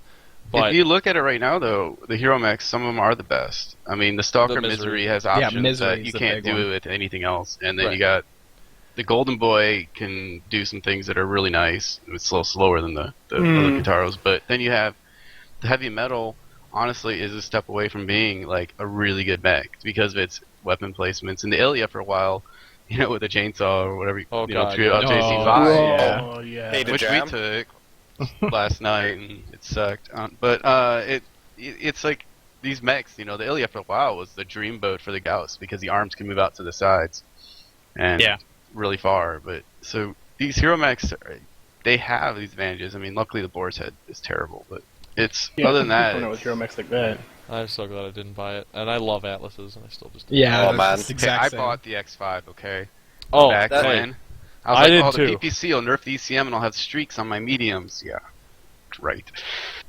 That Boar's Head would have been beautiful like 8 months ago before they introduced the Stalker. Okay, so for banning these things, there's two arguments. There's the one for the Phoenix Mechs, the argument being, well, not everyone has access to them. Unless you buy the $80 package, you cannot have an whatever it's called, Bulgarian something. So, that is a real concern. I mean, if it's not everyone can have it, how fair is it to have in a legit game? The other argument is, okay, well, Hero Mechs, are they pay to win? I mean, you have to pay real money to get possibly a significant advantage. So then is it pay to win? And so it's both arguments. I think with the Overlord, everyone will have it eventually. Let's be honest, other than the Shadowhawk, I don't think the Hero Phoenix Mechs are actually very good. I mean, if they made the 5 medium laser Locust the Hero version, that's clearly the best one out of the 3, but they didn't, right? Shadowhawk might be the best one, but you can build my build on 2 of them. Mm-hmm. And then the same for the bigger mechs. The Hero versions don't really change the game hugely, I don't think. Yeah.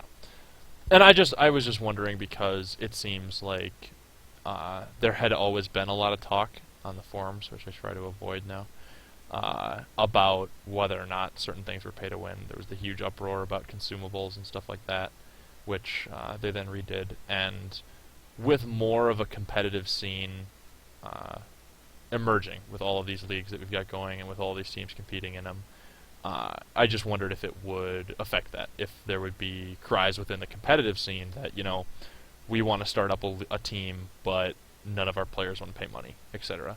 I honestly think at this point, SJR is going to beat some new team with or without Phoenix Mechs. Oh, yeah. Just at this point, if we play SWK, you're going to assume that at least 80% of each team has those mechs. Yeah, and I'm not talking about. I guess the point wouldn't be for the current teams. I guess say you have 2 brand new teams, and one of them is poor college students like myself, and the other one is old BattleTech fans, and say they're all equal in they're close to equal in skill, and one of them can afford to buy Hero Mechs and the other can't, and so one side has miseries and one doesn't.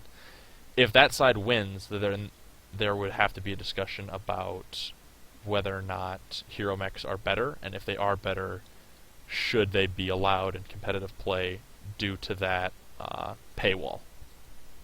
There's enough viable close options to the Hero Mechs, and honestly there are so many other factors besides mech and mech loadouts that play into it, not saying they're not important, that I just don't see a reason to cater and ban something like that for people who, to be honest, most of the huge people that play this all the time are investing the extra, $40, $60, $80 to grab these mechs.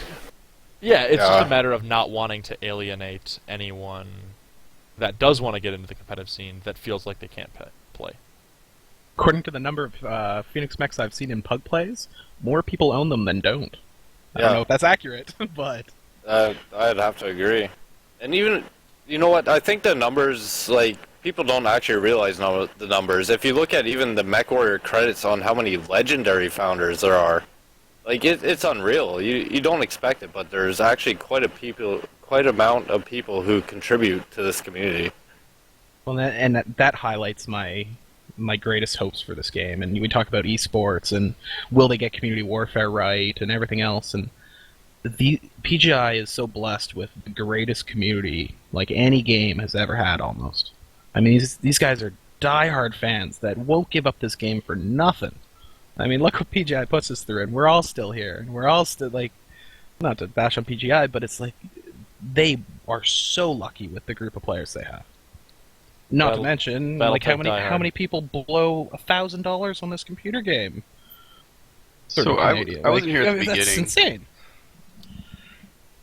I'll say I wasn't here at the beginning, so I don't know if you guys mentioned this, but I mean, leagues and all that stuff and the hardcore fans has been here for MechWarrior forever. I mean, back in MechWarrior 4? Oh, I remember. MechWarrior 2 and the EGA mechs and stuff like that. I mean, there was guys that used to get paid to run those damn houses.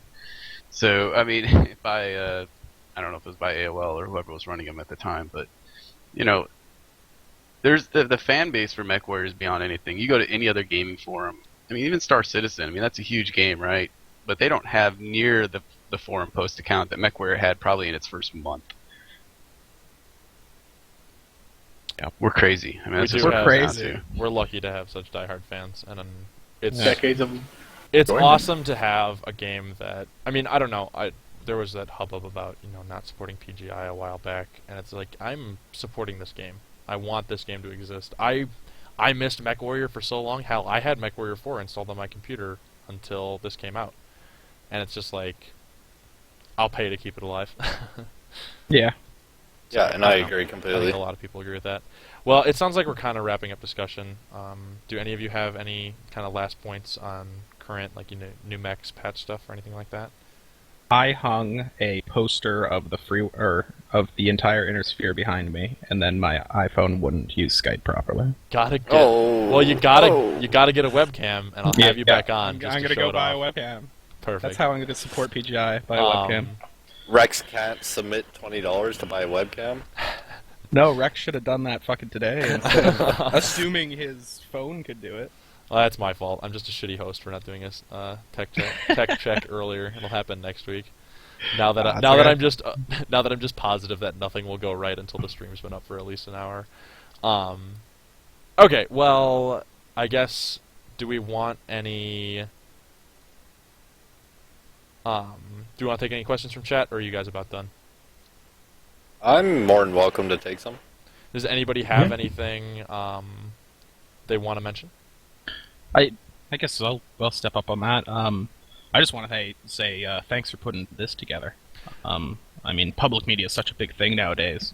You know, PGI should be thanking you for, you know, bringing out content for their game and bringing viewers and whatever else. But you know, thank you. You're putting together you putting together War Room, and we have our Mercstar.net sort of media empire starting to grow. You know, this is really good.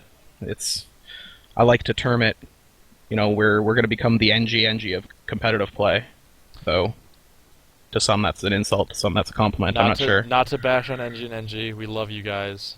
We do. But the point is, they were the ones who started this, Yeah. and you know, a lot of this is modeled after it and aimed towards the competitive scene. And I think it's really great. And I mean, thank you for putting time and effort into this. Yeah, and thank you to everybody that's been on. I really appreciate everybody coming on and stuff like that. It's I know it's not perfect yet, and I want to also thank everybody who's given me constructive criticism about it, and keeping it constructive and not just being like, God, I can't believe you didn't turn off Windows sound. Ah.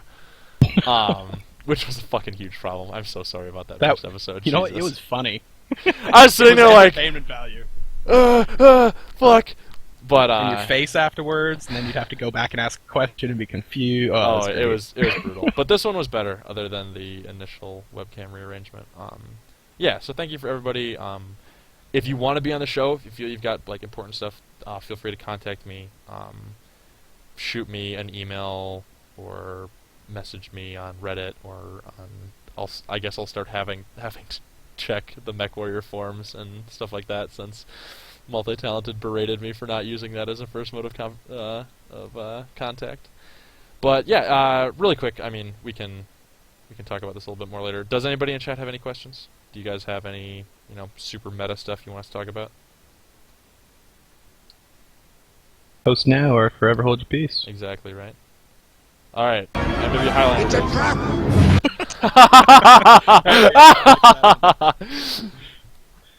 That's perfect timing. Fucking bullshit hockey crap in the fucking chat. Alright, well, it looks like there aren't any serious questions other than questioning Canucks' choice in teams.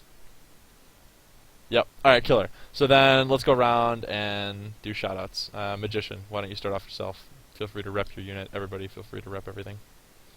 Well, yeah, I mean, so JaguarGaming.com. What is our website? I don't even know. SJRgaming.com. SJRgaming.com. God, from man. the league, RHOD.com. You can check out the standings there.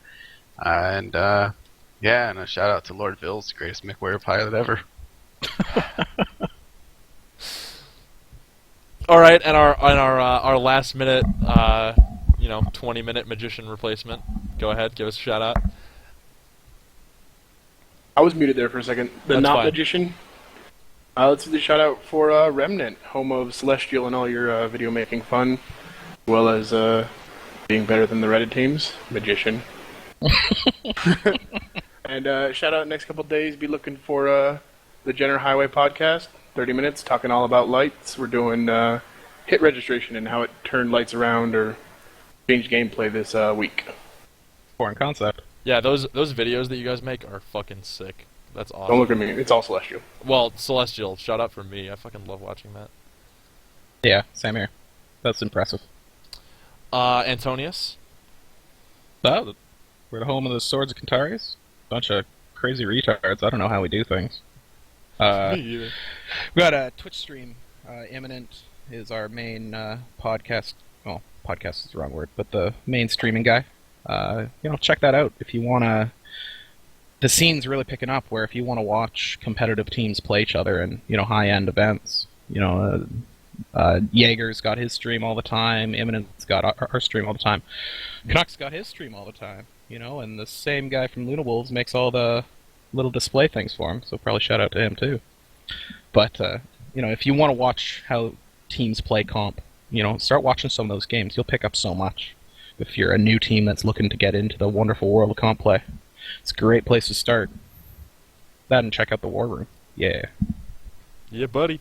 Canuck, I owe you a shout out for fucking sitting in the Skype call last week to hold my positioning so I didn't have such a huge problem. But glad to have you on. Let's hear it. Rep Luna Wolves. We're lunawolves.org. I run the unit. I'd like to give a shout out to my top command staff, which is Slayer and Zeus. They do a lot of work for me. And Zahariel, who does all my image stuff. Everything you see on my stream is done by him. And I'd like to give a shout out to SWK and 228 for having this alliance and making things a lot easier for us in terms of setting up scrims and practicing and everything else. And just to the Luna Wolves in general. Thank you. Alright, boss. And multi-talented, let's hear it. Talk about Proxis. Sign up ends the 20th, right? Yes, it's all beginning on the 20th, so sign up before then. I'm going to be placing you last. You'll get the shitty positions. Yep. You get no salvage. Alright, well then, I'd just like to do a final shout out. Thanks everybody for coming on. I really appreciate having you guys here. It's great to do this. I'm really happy that this is kind of taken off. I think we peaked at just over 100 viewers tonight, which... Oh, beautiful. That's pretty fucking cool for me. I want to make this something that the community enjoys, and I want to make sure to have fair from all sides of the community.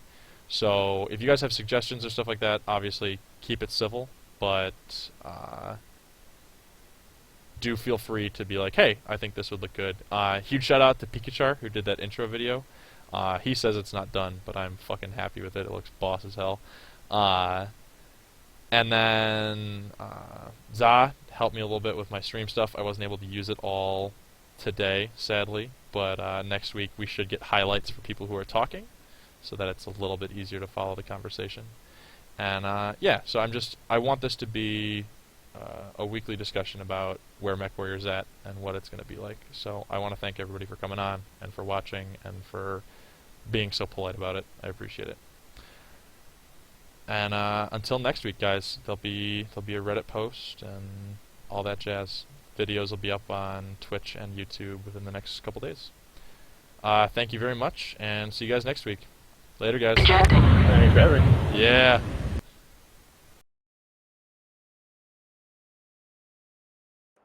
Reactor online. Sensors online. Weapons online. All systems nominal.